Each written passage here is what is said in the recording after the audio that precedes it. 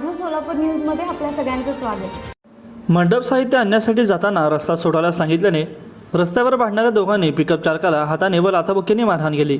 तसेच दगडाने पिकअपची समोरील काच फोडून त्याचे नुकसान देखील केले। गुरुवारी रात्री 10च्या सुमारास शेळगीतील आदेशनगरात ही घटना घडली।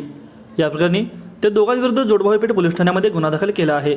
प्रदीप गुरु कांबळे राहणार बालाजी सोसायटी सोलापूर, अब्दुल जावेद मनियार राहणार आदर्शनगर शेळगी सोलापूर अशी त्यांची नावे असून यातील फिर्यादी शिकुंबर गुंडूलाल तांबोळी वय वर्ष 27 राहणार मित्रनगर आर.के. हॉलसमोर शेळगी सोलापूर यांना मारहाण झाली आहे। मंडप साहित्य आणण्यासाठी जाताना रस्ता सोडायला सांगितल्याचे कारण सांगून त्या दोघांनी त्या पिकअप चालकाला हाताने व लाथाबुक्क्याने मारहाण केली। तसेच दगडाने पिकअपच्या समोरील काच फोडून केले अशी फिर्याद त्यांनी दाखल केली असून फिर्यादीनुसार त्या दोघांविरुद्ध जोडभाऊपेठ पोलीस ठाण्यामध्ये गुन्हा दाखल करण्यात आला आहे। माझं सोलापूर न्यूज या यूट्यूब चॅनलला सबस्क्राईब करा आणि बेल आयकॉन प्रेस करायला विसरू नका।